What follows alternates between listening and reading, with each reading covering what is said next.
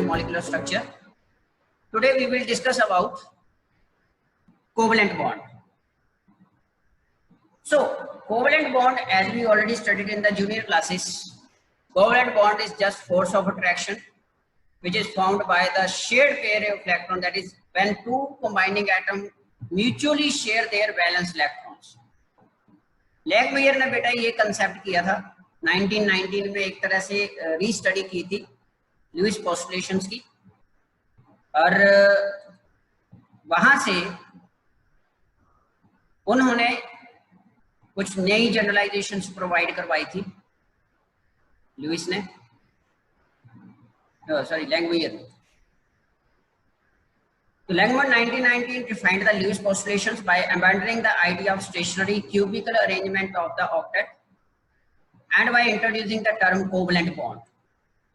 अब कौशल Lewis approach जो हम लोगों ने बेटा करके आए हैं, वहां पे ऑक्टेट टर्म को इंट्रोड्यूस करवाया गया था, ऑक्टेट टर्म। अब यहाँ पे इस केस में लैंगमुयर ने एक नया कंसेप्ट राइज करवाया जिसको बोला गया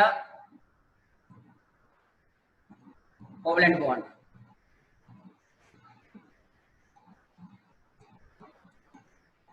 सो लुईस लैंगमुयर थ्योरी जो थी, वहां पे हम लोगों ने जो डिस्कस किया था, जो इन्होंने लुईस लैंगमुयर थ्योरी का जो मेन बेसिक था, इन्होंने इलेक्ट्रॉनिक कॉन्फ़िगरेशंस को लेकर वैलेंस इलेक्ट्रॉनिक कॉन्फ़िगरेशन को कंसीडर करके वहां से कंसेप्ट को डेवलप किया था। ठीक है जी। So it can be understood by considering the formation of the chlorine molecule. Simply जैसे क्लोरीन एटम इलेक्ट्रॉनिक कॉन्फ़िगरेशन आपको पता है 3s2 3p5 रहती है, बैलेंस इलेक्ट्रॉनिक कॉन्फ़िगरेशन। ठीक, इस one of electron short of argon configuration, मतलब एक इलेक्ट्रॉन चाहिए इसको अपने नियरेस्ट नोबल गैस कोर बनाने के लिए, दैट इज आर्गन की इलेक्ट्रॉनिक कॉन्फ़िगरेशन को अटेन करने के लिए। अब होता क्या है, the formation of chlorine molecule can be understood in terms of sharing of pair of electron between two chlorine atoms. अब दो क्लोरीन एटम एक दूसरे को जब अप्रोच करते हैं तो वहां पे जो उनके वैलेंस इलेक्ट्रॉन होते हैं वो शेयर करते हैं कितना, one pair, a pair of electrons. Means देखिए सिंपल सी बात है, क्लोरीन के वैलेंस शेल में 7 इलेक्ट्रॉन्स प्रेजेंट होते हैं। जो आपकी डॉट स्ट्रक्चर थी वो इस तरह से हम शो करते हैं क्लोरीन के लिए, इस तरह से ये, ठीक है जी। ये क्लोरीन की इलेक्ट्रॉन डॉट मतलब ड्यूस डॉट स्ट्रक्चर जिसको हम बोलते हैं, वो भाई ड्यूस सिंबल जिसको हम बोलते हैं। तो एक क्लोरीन एटम के केस में 7 इलेक्ट्रॉन है, ये 7th इलेक्ट्रॉन है आप कह सकते हो यहाँ पे। अब सेकंड यूनिट में हम कहते हैं कि जब तक इलेक्ट्रॉन अनपेयर्ड रहता है वो अनस्टेबल रहता है। अब जब तक ये इलेक्ट्रॉन पेयर्ड नहीं होगा, पेयर अप नहीं होगा, तब तक ये अनस्टेबल ही रहेगा स्पीशीज। अब होता क्या है, फिर ये क्लोरीन एक एटम जो है ये दूसरे क्लोरीन एटम के साथ कंबाइन करने की कोशिश करता है। मतलब कहने का ये है कि वो दूसरे क्लोरीन को बोलता है कि आजा यार फ्रेंडशिप कर ले मेरे साथ, क्योंकि जो रिक्वायरमेंट तेरी है सेम मेरी भी है, वही है। तो ये क्या कहता है उसको, दूसरे क्लोरीन एटम को कहता है हम लोग ना दोनों एक एक शेयर कर लेते हैं, जो मेरे पास है वो तू शेयर कर ले और तेरे वाला मैं शेयर कर लेता हूँ, तो हम दोनों की जरूरतें पूरी हो जाएंगी, जो रिक्वायरमेंट है वो दोनों की पूरी हो जाएगी। ठीक है जी। तो इस तरह से ये दो क्लोरीन एटम अपने इस एक एक इलेक्ट्रॉन को, जो ये बैलेंस में अनपेयर्ड बचता है, इसको बोलते हैं अनपेयर्ड। ठीक है ना। जब हम बेटा पी इलेक्ट्रॉनिक कॉन्फ़िगरेशन लिखते हैं तो पी इलेक्ट्रॉनिक कॉन्फ़िगरेशन कैसे लिखते हैं पुत्र जी, इस तरह से लिखते हैं। पी आपके पास 6 होता है, पूरा 6 आने चाहिए, यहाँ पे 5 है, तो इस तरह से आप इसको करोगे 3 देन 4 5, ये एक बचा, ये अनपेयर्ड बच गया ना एक, ये अनपेयर्ड अनस्टेबलाइज्ड स्पीशी को जनरेट करता है, ये अनपेयर्ड इलेक्ट्रॉन। मतलब इस इलेक्ट्रॉन की वजह से ये जो क्लोरीन एटम है ये अनपेयर्ड हो गया, और मतलब अनस्टेबल हो गया उस केस में। तो इसकी पूर्ति के लिए, इसको स्टेबलाइज करने के लिए एक क्लोरीन एटम दूसरे क्लोरीन एटम के पास जाता है। जैसे फॉर एग्जांपल मान लीजिए केमिस्ट्री के 2 वॉल्यूम है, एक वॉल्यूम एक बच्चे के पास है, दूसरा वॉल्यूम दूसरे बच्चे के पास है, तो दोनों क्या रहे, अनस्टेबल। क्योंकि कंप्लीट केमिस्ट्री की बुक है नहीं दोनों के पास। तो उसमें क्या करेंगे, वो दोनों एक दूसरे के पास आकर अपनी अपनी बुक्स को शेयर कर लेंगे। जब वॉल्यूम 1 चल रहा होगा तो वॉल्यूम 1 शेयर कर लिया जाएगा, जब वॉल्यूम 2 की स्टडी हो रही होगी तो दूसरा वॉल्यूम शेयर कर लेंगे दोनों बच्चे। इस तरह से दोनों में क्या हो गया, एक बॉन्ड फॉर्मेशन हो गया, मतलब एक फोर्स ऑफ अट्रैक्शन सेटअप हो गई, वहां पे एक रिलेशनशिप क्रिएट हो गया। और इस रिलेशनशिप को जो म्यूचुअल शेयरिंग ऑफ इलेक्ट्रॉन की वजह से बनता है, इस रिलेशनशिप को, इस बॉन्ड को, इस फोर्स ऑफ अट्रैक्शन को बेटा हम नाम देते हैं कोवलेंट बॉन्ड। इस तरह से ये दो जो बैलेंस इलेक्ट्रॉन हैं, ये वाले अपने अपना जो बैलेंस इलेक्ट्रॉन है, ये दोनों शेयर करके क्लोरीन मॉलिक्यूल जनरेट हो जाएगा यहाँ से। ठीक है जी, जिसकी वजह से दोनों के वैलेंस शेल में 8 कंप्लीट हो गए, लेकिन हुए कैसे, शेयर करके। जब इस क्लोरीन एटम को जरूरत थी तो इसने शेयर कर लिया स्टेबलाइज होने के लिए, उसको बड़ी वो शेयर, मतलब दोनों जब आपस में कंबाइन कर लिए तो एक तरह से रिलेशनशिप क्रिएट हो गया, दोनों स्टेबलाइज हो गए, दोनों की नियरेस्ट नोबल गैस और आर्गन जो है वो क्रिएट हो गई उस केस में। इस तरह से बेटू हम लोग इसको डिफाइन करते हैं। इस तरह से आप देख सकते हो ये चीज यहाँ पे, जैसे मैंने अभी बताया, ये शेयर्ड पेयर है, ये जो बीच में 2 इलेक्ट्रॉन दिखाई दे रहे हैं, ये एक क्लोरीन एटम का है, दूसरा दूसरे क्लोरीन एटम का है। यहाँ पे आप देख सकते हो इसको इस तरह से, ये वाला, एक ये वाला इलेक्ट्रॉन है, एक ये वाला इलेक्ट्रॉन है, ये दोनों ने शेयर कर लिया एक इलेक्ट्रॉन और ये बॉन्ड बन गया। और यहाँ पे जो बॉन्ड बना, इस बॉन्ड को बेटा जी हम नाम देते हैं कोवेलेंट बॉन्ड। कोवेलेंट, को मीन्स म्यूचुअल। जब दो चीजें आपस में शेयरिंग करते हैं, मतलब इक्वल कंट्रीब्यूशन रहती है, तो बेटा वहां पे हम नाम अराइज करते हैं कोवेलेंट। समझ रहे हो, वो वर्ड आप प्रोड्यूस होता है कोवेलेंट। ठीक है, ये एक मॉलिक्यूलर बॉन्ड कहलाता है, जो कोवेलेंट बॉन्ड होता है मॉलिक्यूलर बॉन्ड होता है, and it is formed as a result of mutual sharing of electron pairs between 2 combining atoms. ठीक है जी, ये जो इलेक्ट्रॉन शेयर हुए, ध्यान से सुनना है जो मैं बोल रहा हूं पुत्र, जो इलेक्ट्रॉन शेयर हुए, इन शेयर्ड इलेक्ट्रॉन्स को बोला जाता है शेयर्ड पेयर ऑफ इलेक्ट्रॉन और बॉन्ड पेयर्स। ये जो शेयर हुए ना इलेक्ट्रॉन, इनको बोला जाता है बेटू बॉन्ड पेयर्स। ये हम बार बार again and again word use करेंगे ये आगे वाली टर्म्स में, बॉन्ड पेयर्स। बॉन्ड पेयर कौन से हुए फिर, जो इलेक्ट्रॉन पेयर शेयर हुए, मतलब जो इलेक्ट्रॉन शेयर हुए during the covalent bond formation, जिनकी वजह से बॉन्ड फॉर्म हुआ, उसको बोला जाता है शेयर्ड पेयर ऑफ इलेक्ट्रॉन, और simply bonding pair of electron या बॉन्ड पेयर बोला जाता है इनको। ठीक है जी, इस तरह से हम लोग इसको डिफाइन करेंगे। और इस तरह से जो बॉन्डिंग बनती है इसको बोला जाता है कोवेलेंट बॉन्डिंग। ठीक, ये जो साइड में अनशेयर्ड बच गए, जैसे ये दोनों क्लोरीन एटम के ऊपर आप देख सकते हो ना, पेयर की फॉर्म में 3 बचे, 3 पेयर इधर बचे, मतलब 6 इलेक्ट्रॉन एक क्लोरीन एटम के साथ और 6 इलेक्ट्रॉन दूसरे क्लोरीन एटम के साथ। तो इस केस में जो ये वाले इलेक्ट्रॉन है जो बॉन्ड फॉर्मेशन में पार्टिसिपेट नहीं कर रहे हैं, इनको बेटा बोला जाता है लोन पेयर्स। लोन पेयर्स याद रखना है पुत्र इसको, ये लोन पेयर्स हैं आपके। ठीक है जी, या नॉन बॉन्डिंग इलेक्ट्रॉन्स बोलते हैं, क्योंकि ये बॉन्डिंग में पार्टिसिपेट नहीं करते। इस तरह से आप लोग इसको डिफाइन करोगे। Clear? So this is about covalent bond. ये आप यहां से ये ल्यूइस डॉट स्ट्रक्चर बन जाती है इसकी, and can be written for the other molecules also in which the combining atom may be identical और डिफरेंट। इस तरह से हम लिखते हैं, अभी बताऊंगा मैं कैसे लिखते हैं, अभी डिस्कस करेंगे, आगे चलेंगे। इंपॉर्टेंट कंडीशंस, क्या कंडीशंस होती हैं बॉन्ड फॉर्मेशन के दौरान, कोवेलेंट बॉन्ड फॉर्मेशन के दौरान। तो ध्यान से सुनेंगे सभी बच्चे केयरफुली कि सबसे first each bond is formed as a result of sharing of an electron pair between the atoms.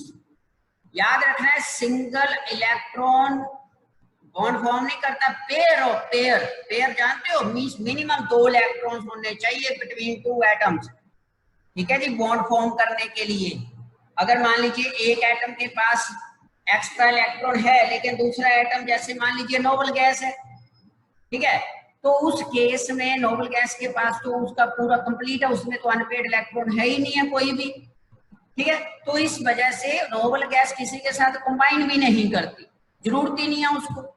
अब क्लोरीन के केस में आपने देखा कि एक अनपेड इलेक्ट्रॉन था वहां पे, तो इसलिए वो कंबाइन कर गया। हाइड्रोजन के पास एक इलेक्ट्रॉन प्रेजेंट होता है, आपके सामने ये एग्जांपल है आपकी स्क्रीन के ऊपर, फॉर्मेशन ऑफ H2O मॉलिक्यूल की। अब ऑक्सीजन के बैलेंस शेल में टोटल 6 इलेक्ट्रॉन्स प्रेजेंट होते हैं, आपको पता है, टोटल 6 इलेक्ट्रॉन्स प्रेजेंट होते हैं, ठीक। तो उस वजह से क्या करता है कि ऑक्सीजन 2 हाइड्रोजन आइटम्स के साथ कंबाइन कर सकता है, जैसे कि आप यहाँ पे देख सकते हो। ये जो शेयर हो रहा है यहाँ पे, एक इलेक्ट्रॉन एक हाइड्रोजन का है और दूसरा ऑक्सीजन का है। इसी तरह से दूसरी तरफ एक इलेक्ट्रॉन हाइड्रोजन का है और दूसरा ऑक्सीजन का है, मतलब पेयर की फॉर्म में इलेक्ट्रॉन शेयर हुए और जिसकी वजह से आपका बेटा कोवलेंट बॉन्ड फॉर्म हो गया। Means to say each bond is formed as a result of sharing of an electron pair between the atom. जब तक शेयरिंग नहीं होगी तब तक बॉन्ड फॉर्म नहीं होगा। एक इंटरेक्टिव फोर्स जो एग्जिस्ट करना चाहिए वो नहीं होगा उस केस में, ये रहता है।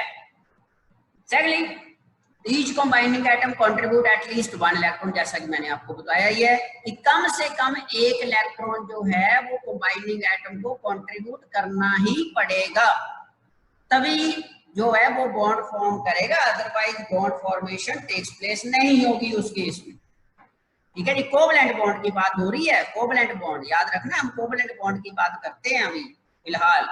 तो कोवलेंट बॉन्डिंग के लिए आपके पास जो कंबाइनिंग एटम है वो दोनों के दोनों कंबाइनिंग एटम एटलीस्ट एक एक इलेक्ट्रॉन शेयर करेंगे, तभी बॉन्ड फॉर्म होगा, ठीक है जी। Third point, the combining atoms attain the outer shell noble gas configuration as a result of sharing of electron. वो तो मैंने आपको ऑलरेडी बता ही दिया है कि इसका रिजल्ट क्या निकलता है, इन्फ्लुएंस क्या पड़ता है बॉन्डिंग का। मान लीजिए आपने इलेक्ट्रॉन तो शेयर हो गए, कंबाइनिंग एटम में इलेक्ट्रॉन शेयरिंग हो गई, बॉन्ड बन गया, उसका रिजल्ट क्या निकला, वहां पे कंक्लूजन क्या निकला, इन्फ्लुएंस क्या पड़ा एटम्स की कॉन्फ़िगरेशन के ऊपर, क्या इन्फ्लुएंस पड़ा। तो उत्तर इन्फ्लुएंस यही पड़ा कि उनकी जो इलेक्ट्रॉनिक कॉन्फ़िगरेशन है वो नियरेस्ट नोबल गैस कोर बन गई वहां पे, मतलब nearest noble gas configuration arise हो गई after sharing of electrons. So thus, in case of water and carbon tetrachloride molecule, formation of covalent bonds को हम इस तरह से represent कर सकते हैं, as you are observing on your screen. This is H2O molecule, 2 electrons shared between one of pair hydrogen and oxygen and other oxygen and hydrogen to another. तो oxygen के भी 8 पूरे हो गए, हाइड्रोजन के 2 मींस हीलियम गैस कॉन्फ़िगरेशन जो है वो राइज होगी हाइड्रोजन की, जिसकी वजह से ये स्टेबलाइज हो गया पूरे का पूरा स्पीशीज जो है। इस तरह से हम लोग इसको डिस्कस करते हैं। इसी तरह से बेटा आप ये देख सकते हो, कार्बन टेट्राक्लोराइड का भी देख सकते हो आप इस केस में। ये जो याद रखना है, जो क्रॉस है, ठीक है, जो क्रॉस है वो एक एटम का इलेक्ट्रॉन है, जो डॉट है वो दूसरे एटम का इलेक्ट्रॉन है। अब कार्बन के केस में आपको पता है वैलेंस शेल में कितने इलेक्ट्रॉन प्रेजेंट होते हैं, 4 4 इलेक्ट्रॉन आर देयर, टेट्रावैलेंट होता है, 4 इलेक्ट्रॉन है कार्बन के वैलेंस शेल में। इसको नियरेस्ट नोबल गैस कोर बनाने के लिए 4 और इलेक्ट्रॉन चाहिए। It requires 4 more electrons to attain the nearest noble gas core configuration, so because of which it combines with the 4 chlorine atoms. ये 4 क्लोरीन एटम्स के साथ कंबाइन करेगा, क्योंकि अभी आपने पढ़ा है, क्लासिफिकेशन ऑफ एलिमेंट भी करके आए हो, इलेक्ट्रॉनिक कॉन्फ़िगरेशन आप लोगों ने अच्छी तरह से किया, तो वहां पे आपको पता है कि क्लोरीन के पास 7 इलेक्ट्रॉन होते हैं, उनको सिर्फ क्लोरीन को एक ही इलेक्ट्रॉन चाहिए नियरेस्ट नोबल गैस कोर बनाने के लिए, ठीक है जी। लेकिन कार्बन को 4 चाहिए, तो कार्बन अपना एक इलेक्ट्रॉन एक क्लोरीन एटम के साथ शेयर कर देता है, तो टोटल 4 क्लोरीन एटम अप्रोच कर रहे हैं कार्बन के साथ बॉन्ड बनाने के लिए। समझ रहे हो? मतलब कार्बन यहाँ पे सीधा सीधा बोलता है कि अगर आना है तो 4 जने आओ, ठीक है, एटलीस्ट 4 मस्ट बी देयर, एक से काम नहीं बनेगा, 4 आइए तभी होगा कुछ, नहीं तो भाग जाओ यहाँ से, कोई बॉन्डिंग बॉन्डिंग नहीं होगी आप लोगों के साथ, कोई रिलेशनशिप क्रिएट नहीं होगा। तो फिर 4 क्लोरीन एटम अप्रोच करते हैं तब जाके कोवलेंट बॉन्ड फॉर्म होता है, और जो मॉलिक्यूल बनता है उसको हम नाम देते हैं कार्बन टेट्राक्लोराइड, CCl4। इस तरह से हम लोग इसको डिफाइन करते हैं बेटा। सो ये तो कंडीशन हो गई आपकी इसके लिए, कोवलेंट बॉन्ड फॉर्मेशन के लिए, ठीक है जी। सिमिलरली बाकी आगे वाले केसेस में हम लोग मल्टीपल बॉन्ड्स के केस पे भी आते हैं। जैसे मान लीजिए अगर एक एक इलेक्ट्रॉन शेयर हुआ है तो सिंगल बॉन्ड बन जाएगा। जैसे अभी कार्बन आपने H2O की बात की, कार्बन टेट्राक्लोराइड की बात की, क्लोरीन मॉलिक्यूल की बात की, सभी में एक एक इलेक्ट्रॉन शेयर हो रहा है, मतलब 1 पेयर ऑफ इलेक्ट्रॉन शेयर हो रहा है। लेकिन ऐसा हमेशा नहीं होता कि एक ही इलेक्ट्रॉन शेयर हो, कई बार दो इलेक्ट्रॉन शेयर कर लेते हैं कंबाइनिंग एटम, और कई केसेस में तो तीन एटम, तीन इलेक्ट्रॉन भी शेयर होते हैं, वैलेंस इलेक्ट्रॉन, 3 के 3 इलेक्ट्रॉन, एक एटम जो है वो अपने 3 इलेक्ट्रॉन को दूसरे एटम के 3 इलेक्ट्रॉन के साथ शेयर करके बॉन्ड फॉर्म करेगा। तो उस केस में जो कोवलेंट बॉन्ड फॉर्मेशन होती हैं वो मल्टीपल बॉन्ड्स बनते हैं वहां पे, ठीक है। और मल्टीपल बॉन्ड्स कौन से, जिनको हम नाम देते हैं double bond and triple bond बोलते हैं इनको, ठीक है। अगर 2 एटम्स जो हैं वो शेयर करे 2 पेयर ऑफ इलेक्ट्रॉन को, 2 पेयर मतलब 4 इलेक्ट्रॉन अगर शेयर हो रहे हैं 2 एटम्स के, तो उस केस में जो कोवलेंट बॉन्ड पर बेटा बनेगा ना वो आपका डबल बॉन्ड बनेगा, उसको डबल बॉन्ड बोलेंगे। जैसा कि आप यहाँ पे कार्बन डाइऑक्साइड के केस में देख रहे हो बेटा जी, यहाँ पे आप देख सकते हो ऑक्सीजन और कार्बन अपने 2 इलेक्ट्रॉन्स को शेयर कर रहे हैं, 2 इलेक्ट्रॉन्स को, ठीक है, समझ रहे हो? इस तरह से तो कार्बन वो तो ऑक्सीजन, मान लीजिए अब क्लोरीन और ऑक्सीजन दोनों कंबाइन करना चाहते हैं कार्बन के साथ, ठीक, क्लोरीन चाहता है मैंने भी कंबाइन करना है जी, ऑक्सीजन भी आ गया साथ में, कहता मैंने भी तेरे साथ फ्रेंडशिप करनी है, लेकिन क्लोरीन अब सभी को तो अटेन कर नहीं सकता, या तो वो क्लोरीन को करेगा या ऑक्सीजन को करेगा, या फिर उनमें से एक एक स्पीशी को कंबाइन कर सकता है, सभी को नहीं कर सकता। तो लेकिन वो कहते हैं हमने अकेले अकेले ही बनाना है बॉन्ड, तेरे साथ जो मर्जी कर ले तू, मतलब हमने नहीं, हम आपस में नहीं, हम लोग दोनों नहीं जुड़ेंगे तेरे साथ, एक ही जुड़ेगा इस अभी तो फिलहाल के लिए। तो वो बोलता है, फिर क्लोरीन को बोलता है भाई तू रेस्ट कर थोड़ी देर के लिए, मैं जरा ऑक्सीजन के साथ बॉन्ड बना लेता हूँ। कारण ऑक्सीजन के साथ बॉन्ड बना, क्योंकि ऑक्सीजन वहां पे तो एक एक इलेक्ट्रॉन शेयर करना था उसने 4 क्लोरीन एटम के साथ, यहाँ पे वो बोल रहा है चलो इकट्ठे शेयर कर लेंगे कोई बात नहीं। जैसे होता है ना मार्केट में हम लोग जाते हैं होलसेल की दुकान पे, उठा लेते हैं सामान इकट्ठा ही, चलो एक एक क्यों लेना, ठीक है, मार्केट में जाते हो रोज के 2-2 किलो प्याज क्यों लेने, इकट्ठे ही ले लो यार, एक बार 40-50 किलो जितने लेने हैं, ठीक है। तो वही हाल यहाँ पे है। तो कार्बन बोलता है कि मैंने एक एक इलेक्ट्रॉन क्यों शेयर करना यार, जब 2-2 शेयर हो रहे हैं तो कर लीजिए काम, मुकाओ, खत्म करो फटाफट कहानी। तो इस तरह से वो 2-2 इलेक्ट्रॉन को शेयर करके डबल बॉन्ड बना रहा है वहां पे, इस तरह से, ठीक ठीक, ऐसे फॉर्मेशन हो जाती है। इसी तरह से double bonds in carbon dioxide molecule, ये आपने डिस्कस किया है। इसी तरह से आगे आप यहाँ पे C2H4 मॉलिक्यूल जो होता है, इथीन बोलते हैं इसको, ये हाइड्रोकार्बन होता है, ऑर्गेनिक कंपाउंड इसको बोलते हैं हम। यहाँ पे भी कार्बन कार्बन डबल बॉन्ड होते हैं, यहाँ पे कार्बन कार्बन आपस में 2-2 इलेक्ट्रॉन शेयर करते हैं और हाइड्रोजन के साथ बाकी का एक एक इलेक्ट्रॉन शेयर कर लेते हैं। इस तरह से नाइट्रोजन का केस ले लीजिए। अब नाइट्रोजन जो होता है ये प्रेफर करता है कि अपने साथ ही कंबाइन करो यार, छोड़ो दूसरों को, दूसरों के साथ क्या कंबाइन करना है, तो ये सबसे इजीली अपने साथ ही कंबाइन करता है। और तीन जो बैलेंस शेल में आपको पता है ना, नाइट्रोजन की इलेक्ट्रॉनिक कॉन्फ़िगरेशन 2p3 होती है, यू नो वेरी वेल, इसके बारे में आप जानते हो। तो बैलेंस शेल में 3 इलेक्ट्रॉन होते हैं, एक नाइट्रोजन एटम अपने बैलेंस शेल के 3 इलेक्ट्रॉन को दूसरे नाइट्रोजन एटम के बैलेंस शेल के 3 इलेक्ट्रॉन के साथ शेयर कर लेते हैं, चलो जी काम खत्म, N2 मॉलिक्यूल बन गया और स्टेबल हो गया। नोबल गैसेस के बाद बेटा अगर कोई स्टेबल स्पीशी है तो वो नाइट्रोजन है, डाई नाइट्रोजन बोलते हैं इसको, N2, समझ रहे हो। अगर नोबल गैसेस के बाद सेकंड अगर स्टेबल गैस कोई एटमॉस्फेयर में प्रेजेंट है तो वो N2 है, die nitrogen, highly stable gas है ये। ये जो आपके कुरकुरे चिप्स वगैरह होते हैं ना, जो आप बड़े टेस्ट लगा लगा कर खाते हो, इसमें ये नाइट्रोजन गैस ही ऐड की जाती है। ये रेंसिडिटी जो प्रोसेस होती है ना, आप 10th स्टैंडर्ड में करके आए हो बेटा रेंसिडिटी, तो वहां पे उसको ऑक्सीजन की सप्लाई को कट ऑफ कर देती है, ये ऑक्सीजन को रिएक्ट नहीं करने देती वहां पे फैट एंड ऑयल पार्टिकल्स के साथ, जिसकी वजह से वो फूड जो रहता है वो प्रिजर्व रहता है। जो आपके कुरकुरे और लेस वाले पैकेट होते हैं ना, फूले हुए होते हैं, हवा भरी होती है उनमें, चिप्स तो थोड़े से ही होते हैं, बाकी तो हवा ही होती है सारी, हवा के ही पैसे लेते हैं वो, एयर के ही, तो वहां पे ये N2 होती है बेटा प्रेजेंट। इस तरह से आप यहाँ पे देख सकते हो N2 क्या है, ट्रिपल बॉन्ड फॉर्म करता है। क्यों कर रहा है? क्योंकि 3 इलेक्ट्रॉन शेयर हो रहे हैं, 3 इलेक्ट्रॉन जो है ये शेयर हो रहे हैं यहाँ पे, इस तरह से। इसी तरह से C2H2 ये इथाइन स्पीशी होता है, इथाइन बोलते हैं इसको हम, ये भी एक हाइड्रोकार्बन ऑर्गेनिक कंपाउंड होता है बेटा, ये इस तरह से। नाउ इसके बाद ये मोस्ट इंपोर्टेंट बेटा टॉपिक आ गया आपके पास, this one, Lewis representation of simple molecules. जैसे हमें कैसे पता चलेगा कि एक पर्टिकुलर स्पीशी में सिंगल बॉन्ड आएगा, 2 एटम के बीच में डबल बॉन्ड आएगा, ट्रिपल बॉन्ड आएगा, या वहां पे कितने नंबर ऑफ इलेक्ट्रॉन शेयर होने हैं, ऐसे थोड़ा नहीं हवा में से पकड़ के शेयर करवा देने हम लोगों ने, वहां पे एक फॉर्मुलेशन होती है बेटा प्रॉपर। इसको डिस्कस किया गया था लुईस के द्वारा, लुईस रिप्रेजेंटेशन इसको बोला जाता है, लुईस डॉट स्ट्रक्चर्स।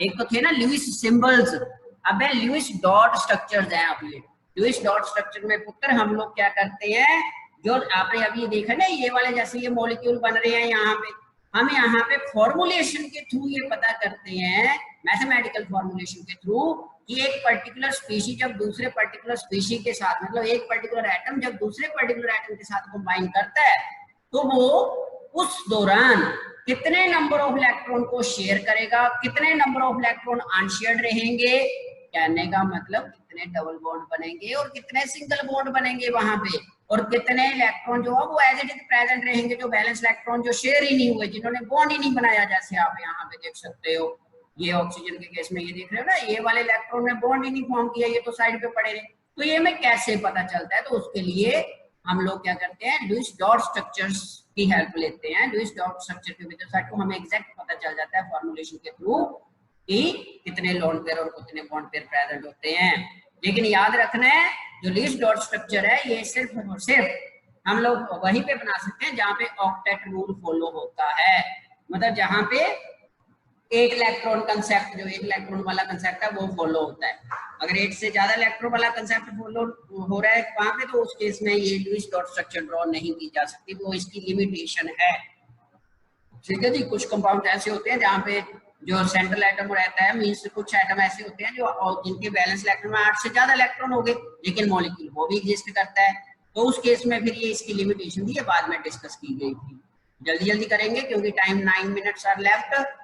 सबसे पहले क्या करेंगे, साथ में नोट करते रहेंगे रफ के ऊपर, नोट्स तो आपको मिल जाएंगे रफ कॉपी के ऊपर। सबसे पहले क्या करना है, आपके पास कोई मॉलिक्यूल आपको बोला गया कि इसकी लुईस डॉट स्ट्रक्चर बनाइए, सबसे फर्स्ट ऑफ ऑल आपके क्या करना है, total number of balance electron present करने हैं, मतलब फाइंड आउट करने हैं, अज्यूमिंग ऑक्टेट और डबलेट ऑफ ईच एटम, मतलब अज्यूम करके चलना है कि सारे के सारे एटम जितने वहां पे प्रेजेंट हैं वो सभी अपने 8 इलेक्ट्रॉन कंप्लीट कर रहे हैं जी, या फिर जैसे हाइड्रोजन वगैरह का केस है तो डबलेट कंप्लीट कर रहे हैं। जैसे फॉर एग्जांपल मैं भी बात कर रहा हूँ, जैसे यही बात कर लो, N2 की बात कर लो, ठीक है, तो N2 आ गया आपके पास, 2 नाइट्रोजन एटम है, तो टोटल नंबर ऑफ इलेक्ट्रॉन हम अज्यूम करके चलेंगे कि 8 पूरे करेंगे दोनों, तो टोटल इलेक्ट्रॉन कितने होंगे, 16, total valence electron 16, assuming octet, assume करके चलना है पुत्र, एज्यूम करना है, लेट करके चलना है कि जितने भी एटम वहां पे प्रेजेंट है वो अपना ऑक्टेट और डबलेट कंप्लीट कर रहे हैं। डबलेट किस केस में, हाइड्रोजन के केस में डबलेट, याद रखना है इसको, बाकी केसेस में ऑक्टेट रहता है जो मोस्टली करते हैं हम। फर्स्ट हो गया, इसको रिप्रेजेंट करते हैं कैपिटल टी के साथ, total number of valence electrons, capital T. Similarly दूसरे स्टेप में क्या करेंगे, total number of valence electron required for, that is writing the structures are obtained by adding the valence electron. Second step में क्या करना है, टोटल वैलेंस इलेक्ट्रॉन, अब valence कितने टोटल वैलेंस होंगे, सिर्फ जैसे N2 की बात हो रही थी, N2 में टोटल वैलेंस कितने होंगे, एक नाइट्रोजन में वैलेंस इलेक्ट्रॉन कितने होते हैं, 5। इलेक्ट्रॉनिक कॉन्फ़िगरेशन वैलेंस शेल की क्या होती है, 2s2 2p3 होती है, टोटल 5 इलेक्ट्रॉन्स होते हैं, तो दोनों इलेक्ट्रॉन के, दोनों एटम्स के बैलेंस इलेक्ट्रॉन कितने हो गए? 5 + 5 10। उस तरह से जैसे यहाँ पे total balance electrons find out कर लेने हैं, एग्जैक्टली टोटल बैलेंस कितने हैं सभी एटम्स के, टोटल सारे के सारे। जैसे CH4 की एग्जांपल ली हुई है, 8 balance electrons available for bonding, 4 from carbon, 4 from hydrogen, मतलब 4 बैलेंस हाइड्रोजन के आगे और 4 कार्बन के आगे, क्योंकि 4 एटम है ना हाइड्रोजन के, एक एक बैलेंस इलेक्ट्रॉन होता है एक हाइड्रोजन में, तो 4 4 5 से आगे 8 बन गए टोटल बैलेंस है। सिमिलरली अब ये वाला थर्ड स्टेप बड़ा इंपॉर्टेंट है, इसको ध्यान रखना है। नाउ एनायंस के केस में each negative charge would mean addition of 1 electron, for cations each positive charge would result in subtraction of 1 electron from total number of valence electrons. आपके जितने बैलेंस आए ना, मान लीजिए आपका स्पीशीज नेगेटिव या पॉजिटिव चार्ज है, ठीक है, बैलेंस इलेक्ट्रॉन की वी फाइंड करने के लिए बोल रहा हूं मैं, वी वाला, V valence electron find out, D तो एज इट इज रहेगा, इसको नहीं टच करना। वी वाले केस में अगर आपका आयन है, जैसे कार्बोनेट आयन है, ठीक है, तो क्या करोगे, अगर तो नेगेटिव चार्ज है तो टोटल बैलेंस जितने होंगे उसमें प्लस कर दोगे, वो नेगेटिव चार्ज को, जैसे -2 है तो यहाँ पे +2 हो जाएगा, ठीक। अगर मान लीजिए पॉजिटिव है, जैसे फॉर एग्जांपल मैं बात कर रहा हूँ NH4 की, NH4 पॉजिटिव की, तो यहाँ पे प्लस है, तो वहां पे क्या करोगे, बैलेंस इलेक्ट्रॉन में -1 कर दोगे, मतलब टोटल बैलेंस इलेक्ट्रॉन में चार्ज को ऐड और सब्ट्रैक्ट करना है, ठीक है जी, क्योंकि चार्ज क्या होता है, बैलेंस इलेक्ट्रॉन क्लोज करके या बैलेंस इलेक्ट्रॉन गेन करके बनता है, तो उस तरह से अगर गेन हो रहे हैं तो प्लस करेंगे, गेन होते हैं तो नेगेटिव चार्ज राइज होता है तो उसमें प्लस कर देंगे, अगर पॉजिटिव है मतलब इलेक्ट्रॉन लॉस हो रहा है तो बैलेंस में से माइनस कर देंगे। बेटा इस तरह से हम लोग डिफाइन करेंगे इसको, थर्ड रूल को, ठीक है जी, balance in case of ions के केस में बैलेंस। इसके बाद ये दो चीजें मोस्ट इंपोर्टेंट है, टी और बी फाइंड हो, अगर आपका का टी और बी एग्जैक्ट से आ गया, मतलब सही आ गया, तो फिर आगे तो बस इन दोनों के ऊपर ही है।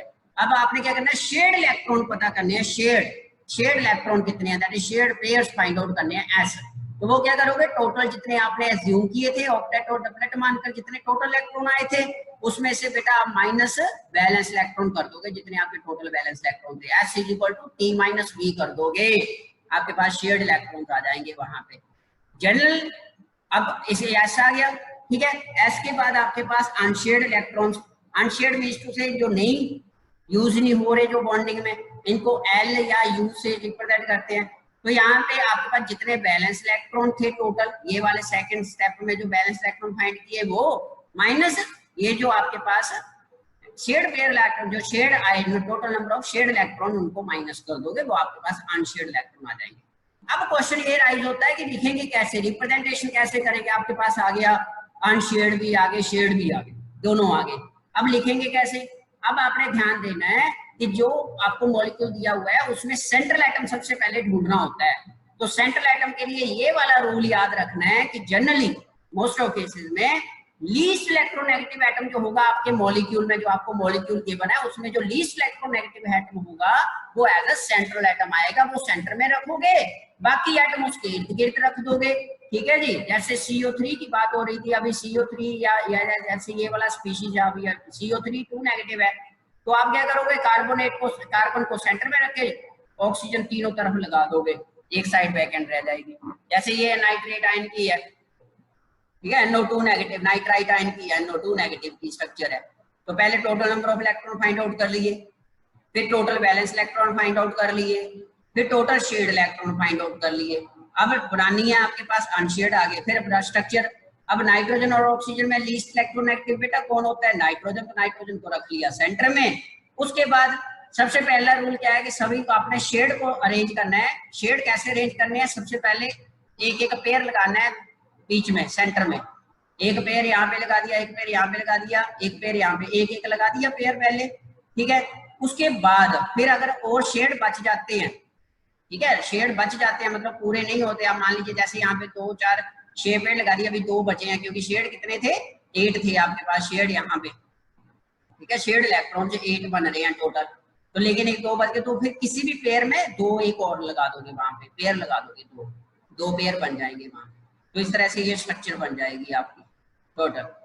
इस तरह से नाइट्रेट आयन के लिए ये बन जाएगी, ये लुईस डॉट स्ट्रक्चर्स होती हैं बेटा आपकी, ठीक है। फॉर्मल चार्ज वाला कंसेप्ट अभी आज क्योंकि टाइम बहुत कम रह गया, 3 मिनट रह गए, ये नहीं होगा। आपने यहाँ तक लुईस डॉट स्ट्रक्चर का कंप्लीट आपने करना है। ये लुईस डॉट स्ट्रक्चर के रूल और लुईस डॉट स्ट्रक्चर आपकी बुक में काफी दिए हुए हैं, वो आपने करने हैं। मैं नोट्स में भी भेज दूंगा, जो आपने प्रैक्टिस करनी है वो भी भेज दूंगा मैं। आपने अच्छी तरह से इनको एक बार बना के देखना। This is very very important, Lewis dot structure of different species, ये आपने बनाने हैं। ठीक है बेटा, तो this is our today's topic, covalent bond and its formation, ठीक है, एंड लुईस डॉट स्ट्रक्चर्स। ये आप लोगों ने अच्छी तरह से एक बार दोबारा से रिवाइज कर लेना है।